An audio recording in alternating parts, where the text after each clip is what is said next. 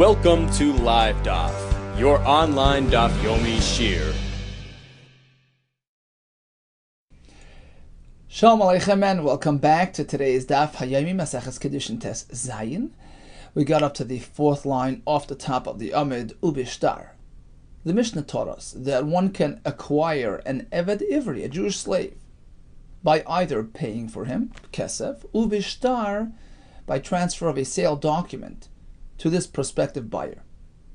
Asks the Gemara Minolan, how do we know that Ishtar can be used to buy an Eved? Amar Ula, we have a pasuk, actually by the Amma Ha'ivriya, Jewish maidservant, which allows us to learn the halacha there and then bring it over to the Eved Ivri as well, because the other day we had a pasuk which connected the two. Ki machar lecha achicha ha'ivri, ay ha'ivriya. We connect the slave to the maidservant, and whatever applies to her typically applies to him as well, and vice versa. Amar Ula Amakra, the pasuk by an Amr Ha'ivriya states as follows. After he purchased her, he decided to exercise his yi'ud option, which basically means apply the sale money to sort of a kiddushin, to now marry this Amma. And the pasuk speaks about the owner adding an additional wife as well. Amakra, imachera sikach loy. If he chooses to add another wife to his family, he must ensure that he looks after both of them properly. Don't neglect the Amma Ha'ivriya on account of the new wife. So in this pasuk we have reference to the first wife, which was an Amma Ha'ivriya, acquired as a maidservant and then converted into a wife, so to speak. And then we have the Acheres, the additional wife as well. Hikisha Akosav La'acheres. A Torah now connected these two women, which allows us to make a comparison, a matchup between the two. Ma Acheres. Miknayu Bishtar, just as we all know that one can be Mekadesh, an ordinary Isha with a Shtar. We learned that back on Daf Daled, Daf Hey, because we are Makish Havaya Litzia, just like you can be Megarish with a get, you can be Mekadesh with a get. So that's a given. Af Amma Ha'ivriya Miknaya Bishtar, likewise. The first Isha in this case, which was really an Amma Ha'ivriya. So we learned that the acquisition of this Amma Ha'ivriya can be executed by way of a document as well. So that's what the pasuk is coming to tell you. We connect these two women, we match them up. Shtar works over here, Shtar works over here as well. Now by extension, Shtar can also be an effective means of acquiring an Eved. As we learned before, the Eved and the Amma are pretty much on the same boat. Yeah, says the Gemara, that works if the Shtar Mechira of the Eved is composed in the same format as a Shtar Kiddushin, which we all know, we learned this a couple of days ago, is written in sort of quoting the prospective husband. Ki yikach ish isha, right? It's different than a sell document of a piece of real estate where the meicher, the seller, is the one writing the document. Here it's worded in the reverse. I am being mekadesh you. I'm engaging you. So these two documents are totally dissimilar. Let's see. This all works. According to the opinion that when it comes to the shtar used to sell the Amma, who's going to write it? What's going to be the format? How are you going to compose that text? It's the master who's writing it. Your daughter is being sold to me, etc. So he's the one writing it. That's like a kiddushin, where a husband writes, look, you're mekudesh to me. So according to him, the matchup makes perfect sense. The same type of shtar used for the acheres, for the kiddushin of the ordinary isha, can be used for the amma, because basically it's the same format. However, if you hold that the shtar Amma Ha'ivriya is written by the father, a totally different format, The seller is writing it, not the buyer. Michael and Maymar. Then we're stuck. How can you compare the two things? How can you learn one from the other and match them up? They're totally dissimilar. The Itma we have learned. The machlekes regarding the shtar Amma Ivriya. Mikaisvai, who's to write it? In what format is it written? Rav Huna Amar Odain Kaisvai, the prospective, slave owner, the buyer, he writes the shtar, which is like Kiddushin, so the matchup makes sense. But Rav Chizda Amar Av Kaisvai, father writes the shtar. I'm selling you my daughter. Hanichel Rav Huna. So it's all very well according to Rav Huna. The matchup between the shtar Amma Ivriya and the shtar Kiddushin works perfectly. In both cases, it's the buyer composing the shtar. Ela Rav Chizda, Michael Amemar, according to Rav Chizda, these two documents are totally dissimilar. You can't compare and connect them. So according to him, where's the source? How do we know that you can buy an Eved or an Amma with a shtar? You can't learn it from Kiddushin, which is a totally different format. Omar of Achabar Yaakov, Omar Kra, we have another pasuk. Pasuk tells us, although an Eved who loses his tooth or his eye, which were knocked out by the slave master, or other forms of injury called Rasha Yevarim, they are all grounds for his freedom. But not so the Amma Ha'ivriya. It does not give her a pass to freedom. She will not leave. She doesn't go free Kitseisa Avadim like the Avadim Canaanim. We learn from here, in terms of leaving, she's not compared to the Avadim. But in terms of acquisition, in terms of going in, Aval Niknesi Kikinin Avadim. But the same method used to buy an Eved Kanani can be used to buy an Amma Ha'ivriya. Umayniu. What exactly is that? Shtar. Because we know that an Eved Kanani, who is compared to Karka, like a piece of real estate, as the Gemara later in Nafcha Beis tells us, can be acquired, can be nikna, using any form of kinyan used by Karka. Whether it's Kesef, whether it's Shtar, whether it's Chazaka, taking ownership, using the Eved. So here's a source that Shtar can work by an Amma Ha'ivriya. Asks the Gemara, okay, then maybe take it a step further. Why are you limiting it to Kesef and Shtar? Add Chazaka on the list as well.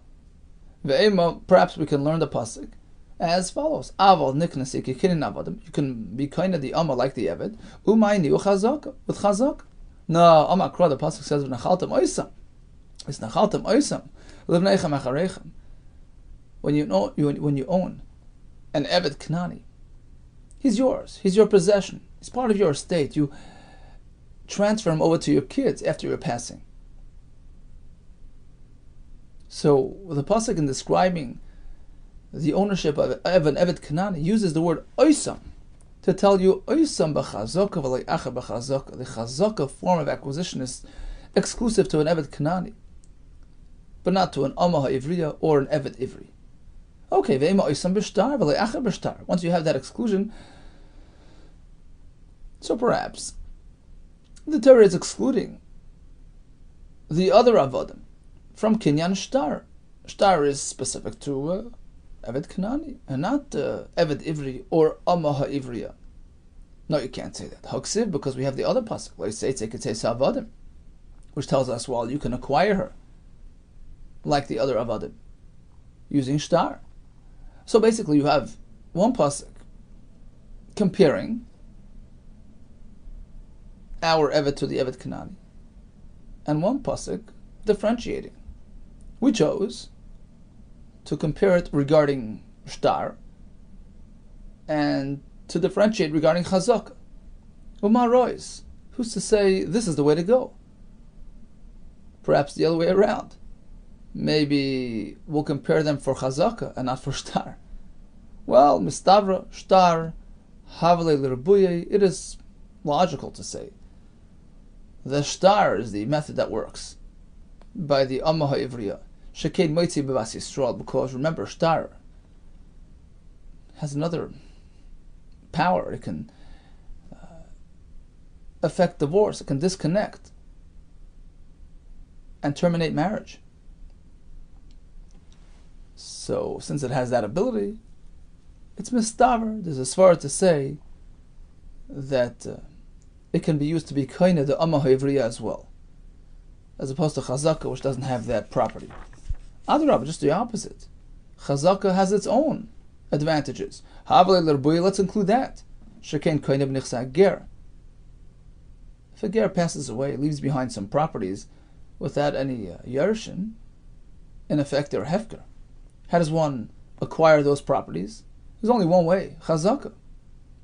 So chazaka has some advantages over the other kinyanim. So perhaps that's the kinyan that will apply to the Amavriya as well.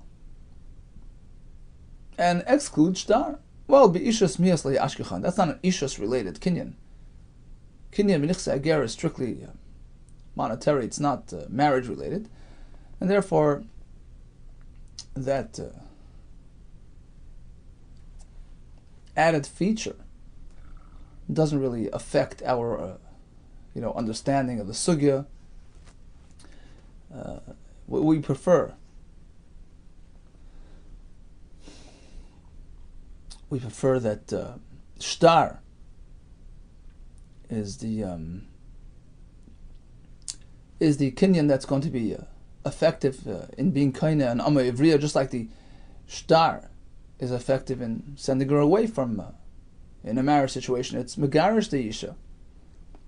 So we prefer that over chazaka, which doesn't have these elements, although it has some sort of advantage when it comes to financial matters. Nichsei ager, but doesn't pertain to ishus, and therefore it doesn't really help us for the kinyan of the amma ivriya. So bottom line is, we have one pasuk which connects the amma ivriya to the avodim kananim, one that disconnects, and we chose to apply the connection to shtar, which allows us to use shtar by the amma ivriya regarding kinyan, as opposed to chazaka, which is not applicable. As answers the Gemara Yiboy is saying, I have another teretz to your kasha. You had a question, well, one pasuk includes, one pasuk excludes. How do I know which one is which? The answer is like this. L'hachi ahani im acheres. We'll combine this drasha with the first pasuk we brought at the beginning of our Gemara. Im acheres ikachloi, which connected the amma ha'ivriya to the second wife, which he added to the family later.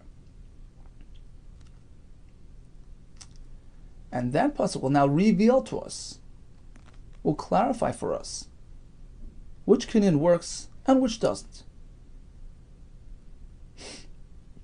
You see, because that pasuk tells us there's some sort of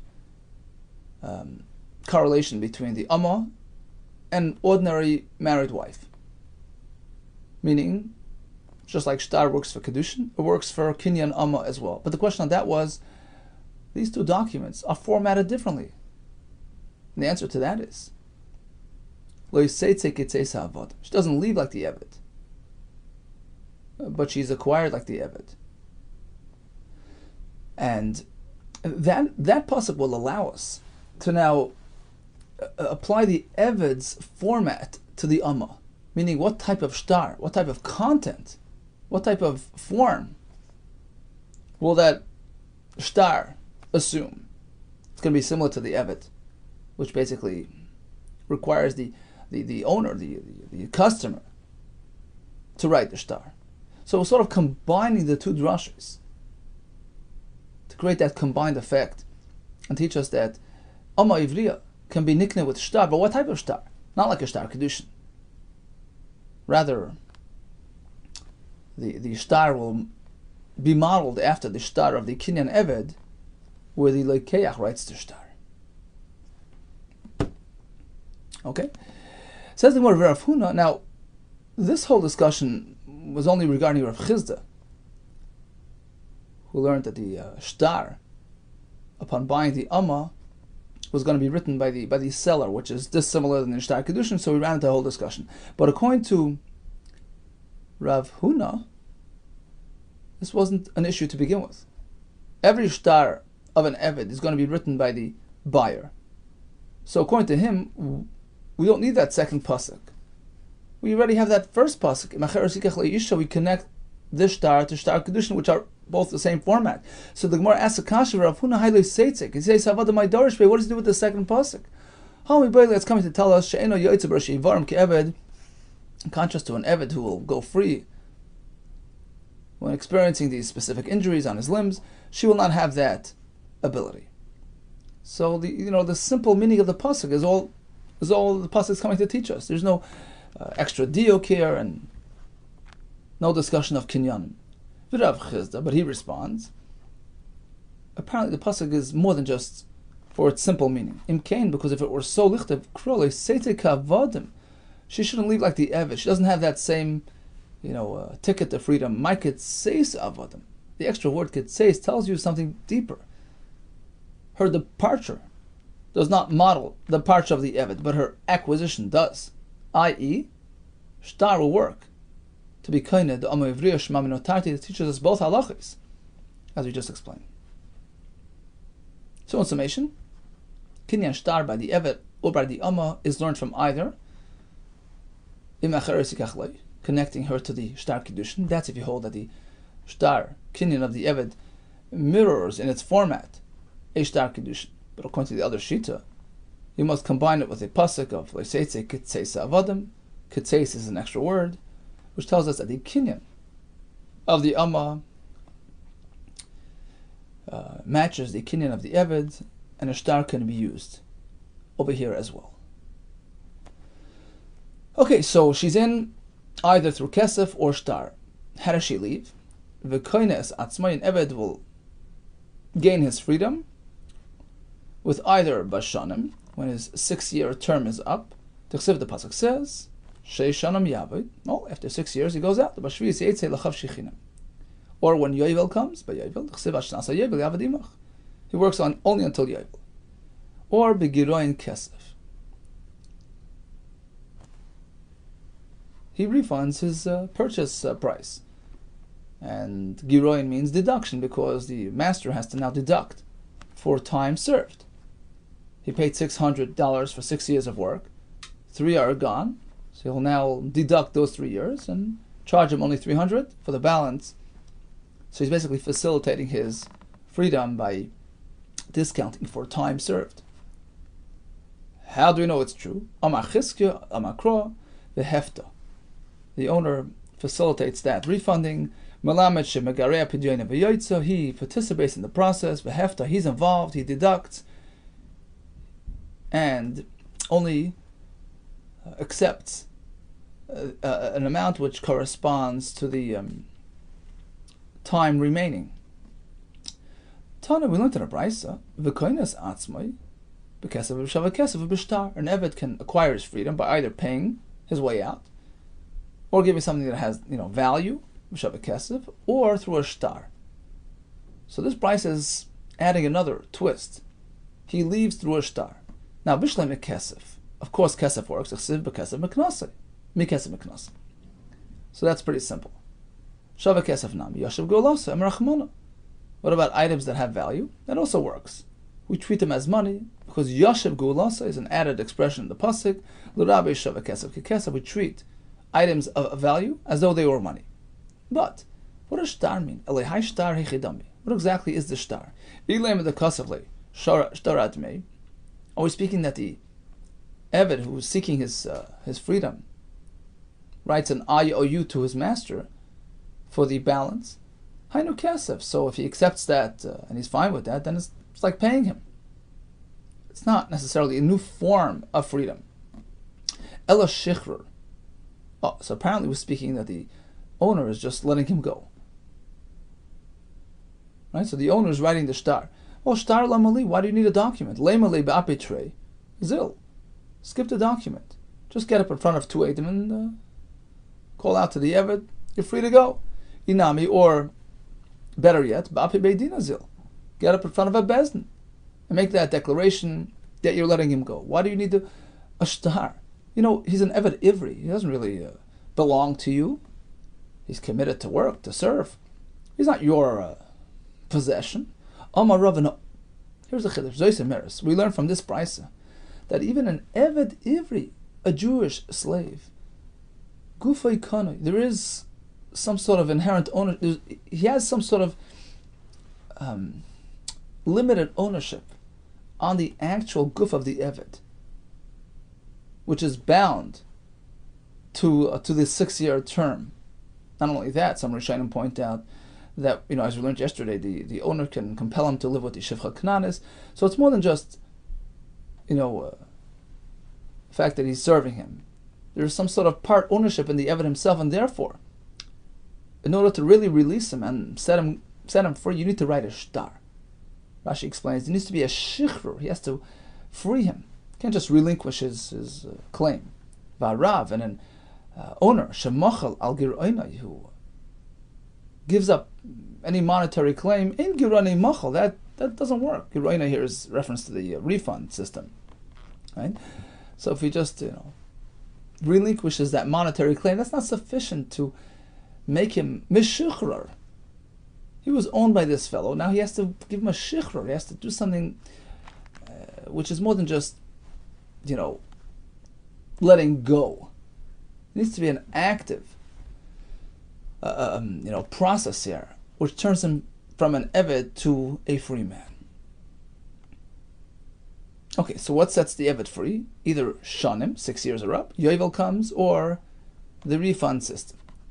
There's another one as well, which applies strictly to an amma ha'ivriya. Yiseiru alav amma ivriya, which is adulthood. Once she reaches adulthood, she exhibits simanim, pubic hairs, signs of adulthood. She's scot-free. Amr Shlakish, here comes another way out. Amma ha'ivriya, koina is atzma b'misa sa'av. Me'ushus adin. Let's remember, who sold the Amma ha'ivriya to this man? Her father did. Because she was underage, she was in his rishus. Suppose he sold her, and then he passes away. Mid-term, she goes free. The entire sale was contingent upon her father's right to make that sale. Once he's gone, she's out. It's based on a kal v'chomer. Uma simanin. Look, signs of adulthood, maturity. She'ein moitzin mishus av. A girl who achieves adulthood does not leave her father's rishus until she's a begeres, a super adult, 12 and a half. Until then, even if she's bas mitzvah, she's still in jurisdiction regarding many halachas. But still, moitzin mishus adin. Once she has simanin, she leaves her master if she was sold. Certainly, Misa, her father's passing, shemoitzin mishus av, which allows her to leave her father's domain. Rashi brings the Gemara later that talks about the fact that when her father passes away, he doesn't transfer her, so to speak, to his sons, meaning they have no zechusim that the father had. What the father had in her is strictly his. She doesn't get passed on to the kids. So basically, Misa cuts off that zechus, that rishus. Eino din, of course, Shemaitziyam rishus Adin should do the same. Her father passes away while she's sold, she should go free from the rishus Adin. If simanin don't affect her father's claim, and it affects the Adin, Misas Ha'av, which affects her father, certainly affects the Adin. That's the thinking behind the kal v'chomer. Masiv Rav Hoshia. Rav Hoshia has a kash on Rish Lakish. Look at our Mishnah. Yiseiru olav amma hivriya. Shekoines atzma b'simanin. An amma has an advantage over the eved. Simanin. Once she gets simanin, she's out. V'im isa. If it were so that misas ha'av has the same effect, nisnin nami misas ha'av. Wouldn't the Mishnah add that former freedom avenue of release to the list in the Mishnah? Well, Tana Bashir, sometimes the Tana just, gives you a partial list and leaves something out. So the omission doesn't really tell us anything, one way or the other.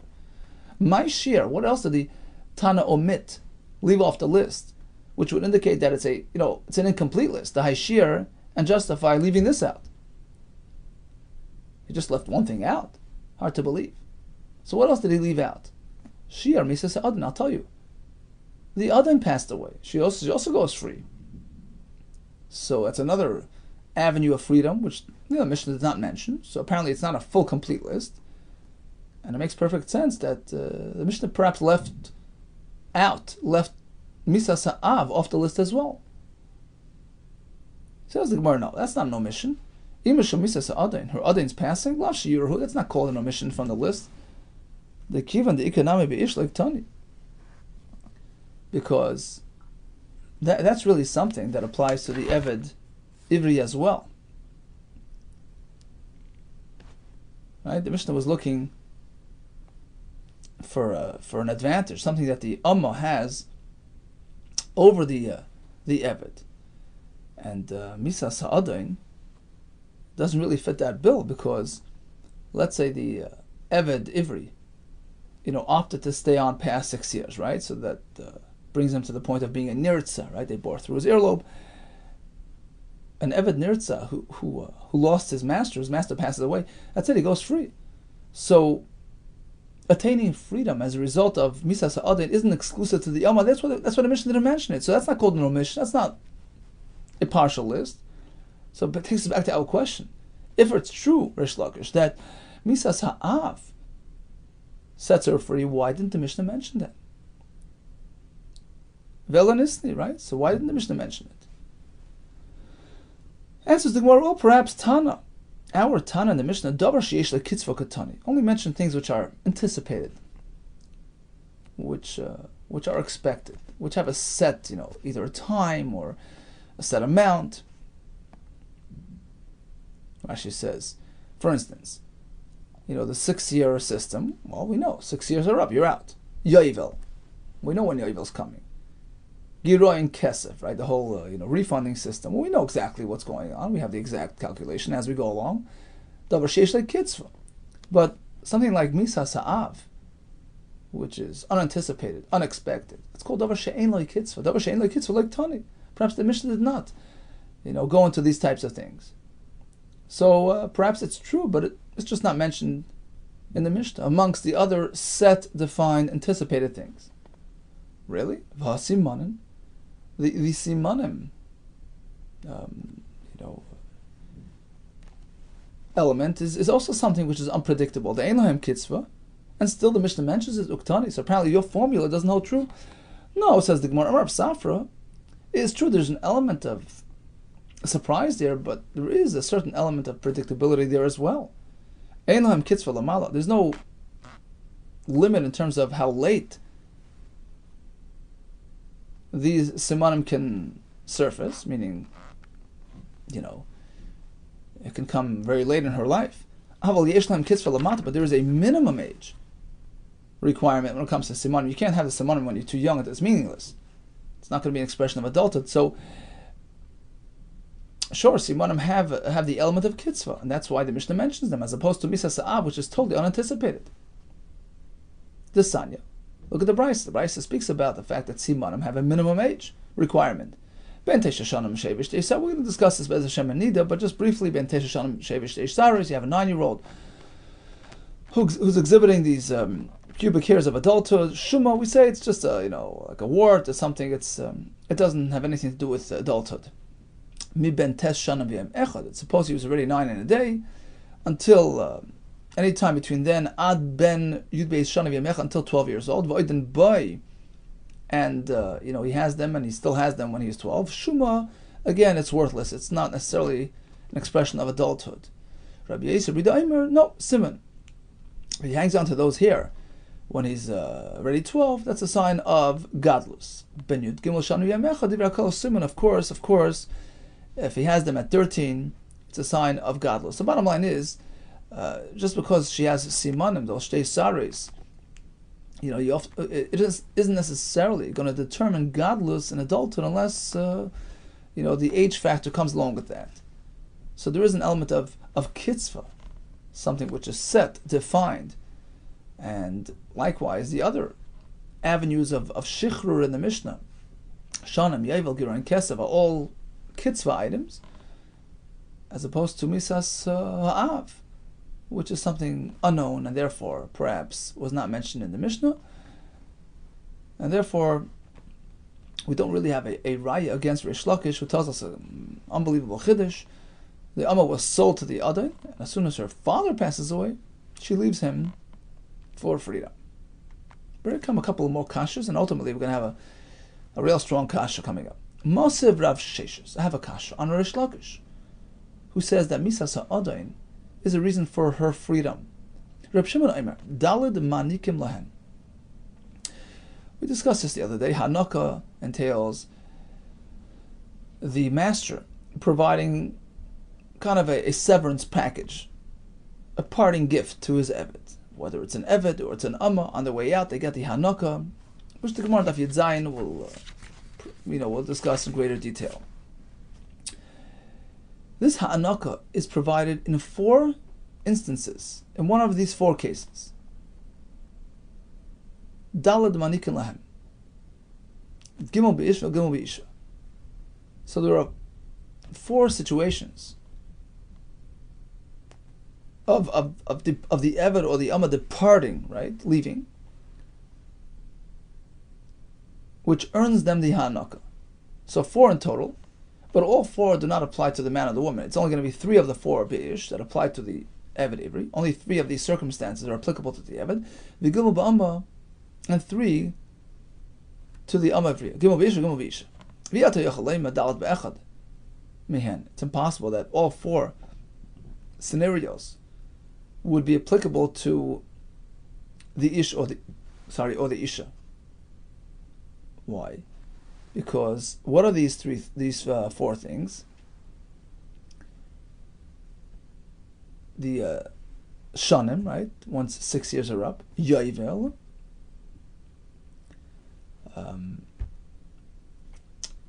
Misas Ha'adain. Let's say the Eved became Nirtza, right? He was Eved Nirtza, so once his master passes away, he's gone, he's free. And we have the 4th form of Shichr, which is the Simanim of the Amma Ivriya. So it's a total of 4.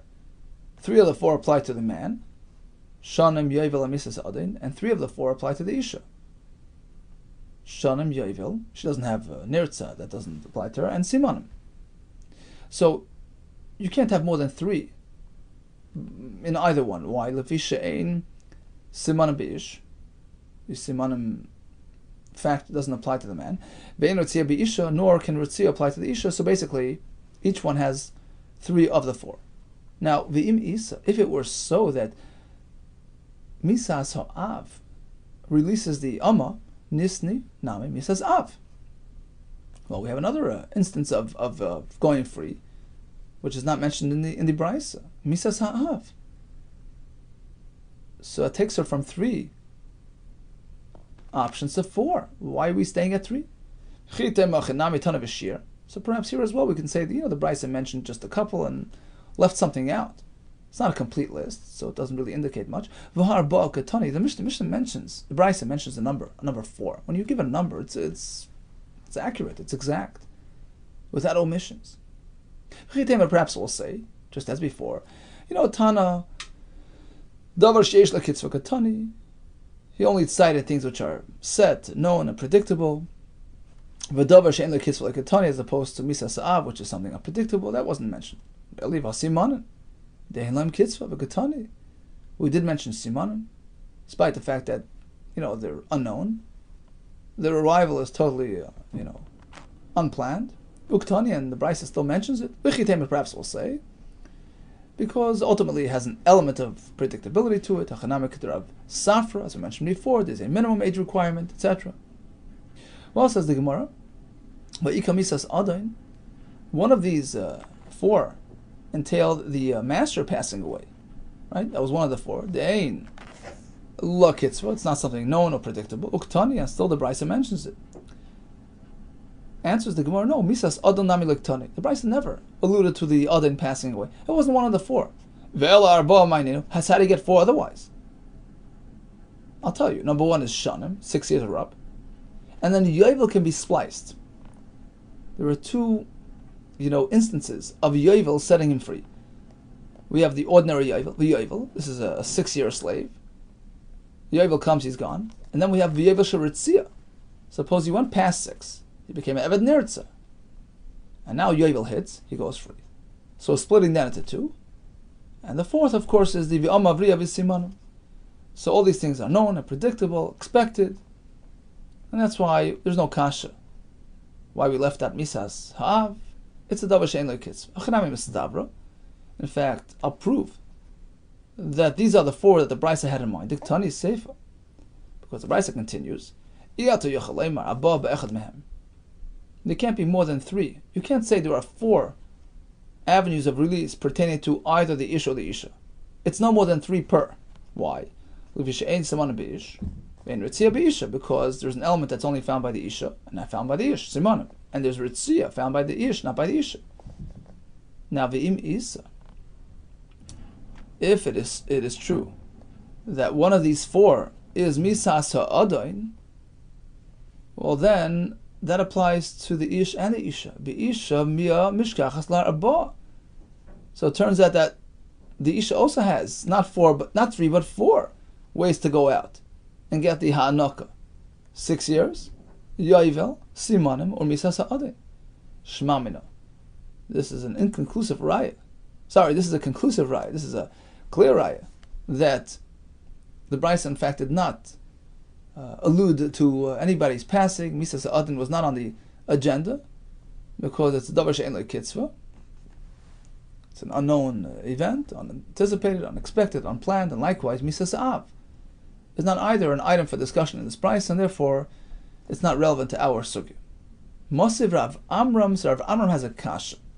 The Brisa says like this: Ve'elu manikim lahem. In the following cases, the Adain provides the ha'anaka gift on their way out. Whether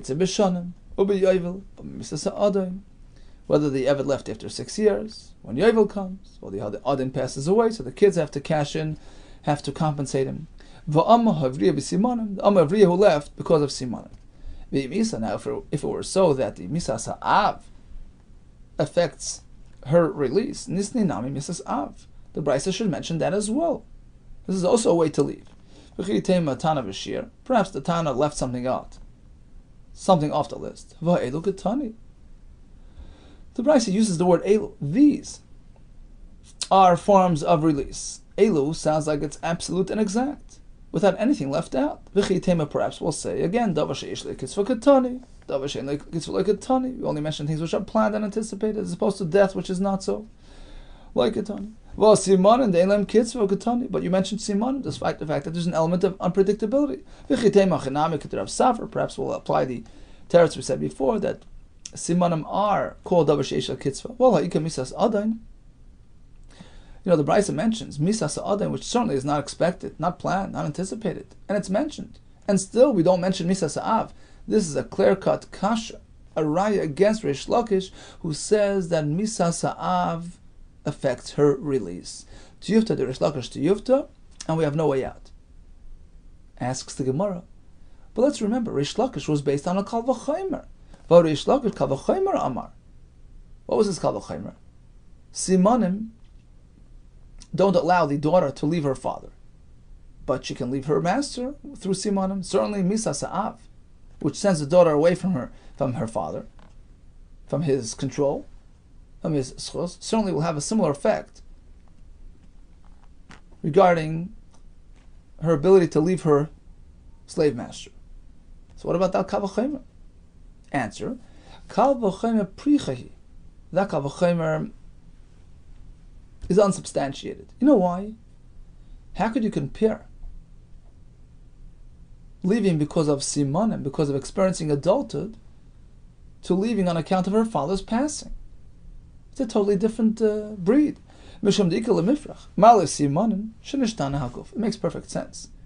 Look, he bought an amma who was a ktana. Suddenly she turned an adult. It's a totally different person, different item, so to speak. It makes perfect sense that she goes out and she leaves. As opposed to a case where her father passed away mid-term, there's no change in her being, so why would she go free? Continues the Gemara. Tani Chad. One Brisa tells us, Enek Eved Ivri La'atzmi, the parting gift, the ha'anaka, provided to the Eved Ivri. Who keeps it? He keeps it himself. Ve'enek Amari La'atzma. Likewise, when it's provided to the Amma, she pockets the money. Vetani Idach. We have another Brisa which tells us, Enek hamavriya, umitzi asalavia, whether it's the enek that she gets on her way out, or any item that she finds walking down the street while still an amma ivriya, while still belonging to the master, who does that go to? Her father. Vein l'rabba l'schar batalab lavad. Her master will be compensated for any time spent tending to that lost item. So whatever time she had to take off from work, a few minutes to look after it, that he gets compensated for. But the actual item, that goes to her father, who has a schus to get his daughter's mitzvah just as before. So one brisa says, Enek Amavriya goes to herself. Brisa number 2 says, it goes to her father. It's an outright contradiction. My love, perhaps, will reconcile and answer as follows. Depends why she is leaving. Enek, of course, is given as she's being set free, right? Hanukah is a parting gift. Depends why she's going free. My love. Hada nafka b'simanim.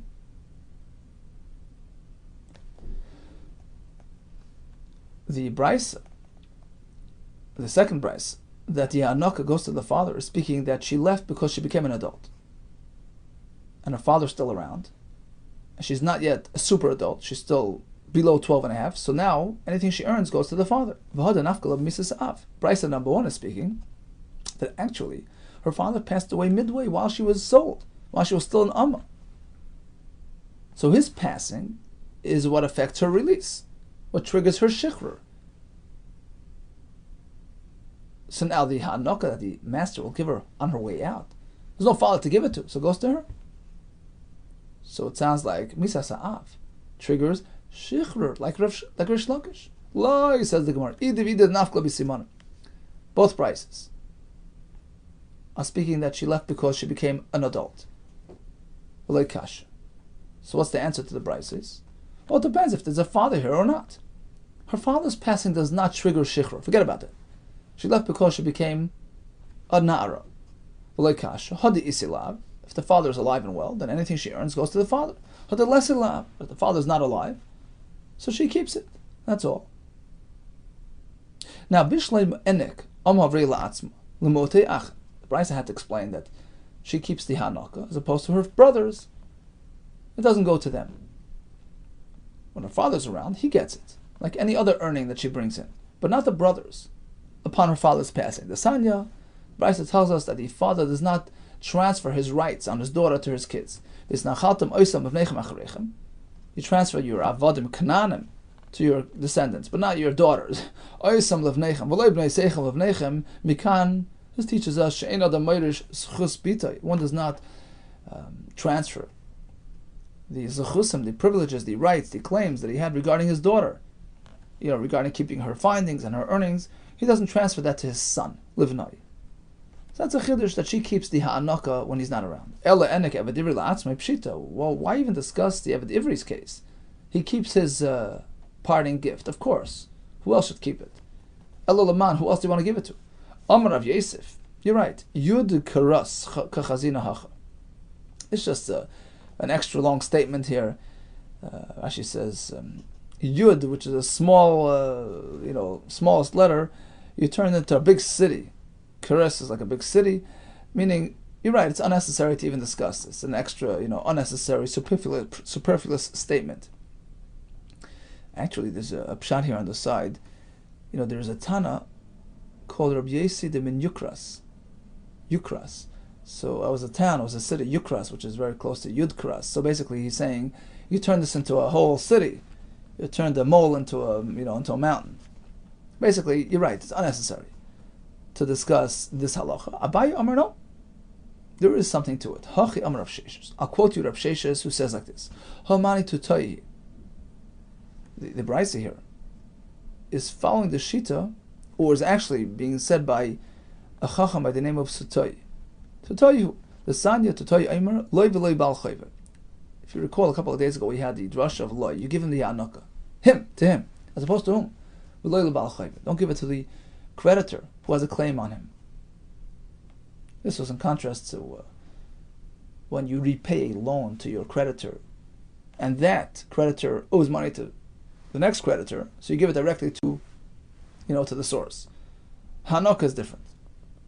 It's a personal gift, personal gesture you give it to him and to no one else. That's the point of the Brisa. The Ha'anok of the Eved Ivri, he keeps. Okay, on the topic of Ha'anok, you see how we go from one thing to the next. Gufa, let's go back and review that Brisa, which was brought down incrementally, in different pieces here. Now let's tie it all together. Gufa, Elu Manikim Lahem. The following slaves are deserving of Ha'anok on their way out. Right? If he leaves after 6 years, or Yovel arrives, or Adin passed away, or the Amavriya became a G'dayla. In all these cases, we provide the Ha'anok.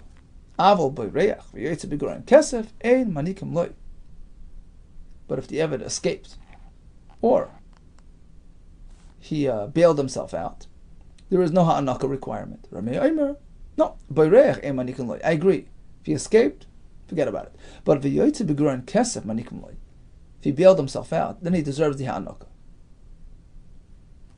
I think Gemara will explain the reason for this. Rabbi Shimon Omer, actually, there are 4 instances for Ha'anok. 3 cases by the man, 3 by the woman. Which are the 3 by the man? 6 years are up. Yovel, which arrives during the 6 years, or Yovel that arrives by the Eved Nirtza. And the 3 that apply to the Isha are as follows: 6 years, Yovel, and Simanim. So it's 3 and 3. It's impossible to have more than 3. You can't have 4, either man or woman. Because the Simanim method only applies to the Isha, and Ritzia only to the Ish. So, how do we even know that Ha'anok is required upon all these circumstances? How do we know that an Eved that leaves because of all these reasons, or any of these reasons, will be deserving of the Ha'anok? The pasuk which discusses Ha'anok is speaking specifically about him finishing a 6-year term. So perhaps only in that type of case, only that type of departure earns him the Ha'anok.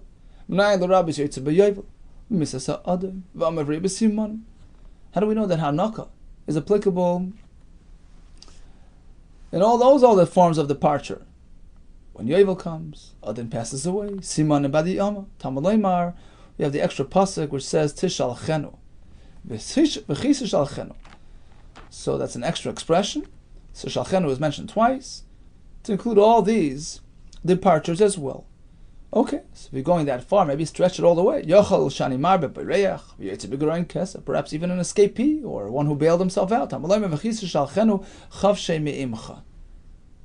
does that tell you?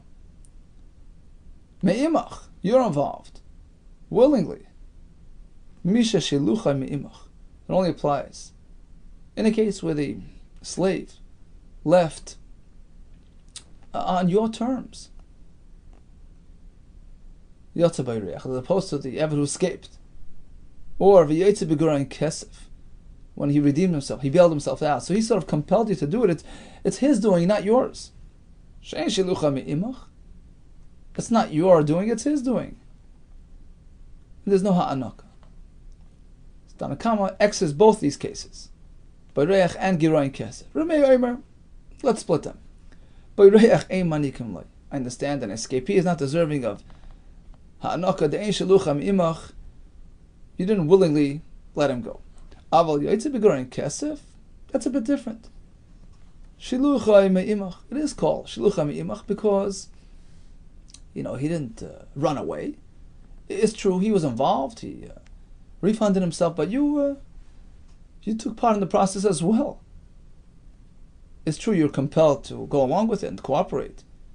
But as Rashi says, you were a party to that deal. You accepted the money, you sent him off. Therefore, we treat him as an ordinary slave, and he gets the Ha'anok. Now, when you say escapee, boireach, hashlama boy, what's there to talk about giving him Ha'anok? He has to come back and finish his term. And once he's done, of course he gets Ha'anok like any other Eved. The Sani, how do we know that a Boireach has to come back and finish his years? He's got to work for 6 years. If he disappears for a year, he has to come back and make it up. What if he's unwell and he can't work for you? Does he have to make up that time? No. Once 6 years are up, by hook or by crook he goes out, even if he didn't complete the full 6-year term for reasons beyond his, control. So bottom line is, if he's a healthy escapee, he has to come back and finish his term. What's there to talk about giving him gifts? Amar of Sheshes, my skin was speaking Barach. He ran away, right? And he stayed out long enough until Yovel shows up, which in itself is a reason for freedom. Mal the Tema, perhaps I would say.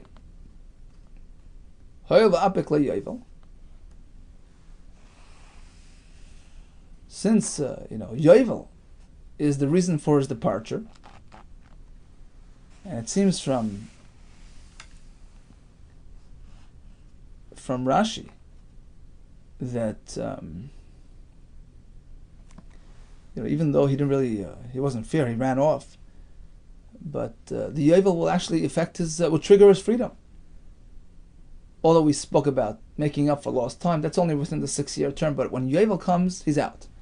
That's what happened. He ran away, and Yovel shows up. Perhaps I would say, Yovel. Since, in this case, the reason for his freedom is Yovel. Not because of his bericha, not because he escaped. Yovel came and set him free. Shilucha me'imach karina be'er. So perhaps that's called shilucha me'imach. It's like any other Yovel. It's like he left willingly, with your consent, with your,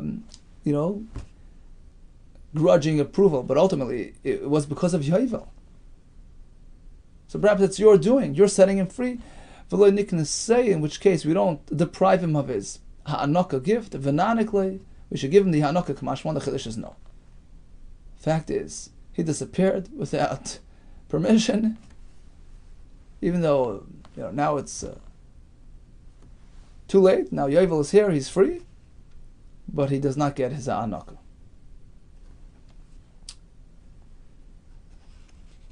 Okay, let's summarize today's daf. Kinyan shtar works by the Eved, Ivri by the Amma Ivriya. How do we know? Well, depends. If you hold that the shtar is written by the buyer, then we have the pasuk which connects the Amma to the ordinary KIDDUSHIN of an Isha, because there are similar formats, and we say, look, just like it works there, it works here. If you hold that the shtar of the Eved is written by the seller, then you have to come up with a new twist and combine psukim, which will indicate to us that shtar is used to buy an Eved. He goes free by either finishing his 6-year term, or Yovel arrives, or Giroin Kesef. Simanim by the Amma. Rish Lakish had a chiddush that the Nisa Sa'av is a reason for freedom of the Amma.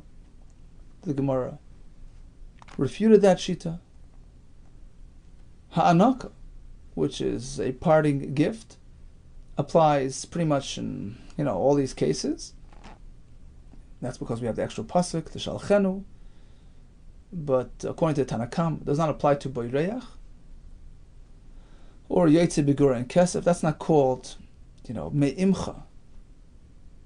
Whereas according to Rabbi Meir, boireach, okay, but giroin kesef is called me'imcha. You're makabel the money. You're facilitating that departure, and therefore he's deserving of ha'anaka. All the best to you and hatzlacha, Rabbah.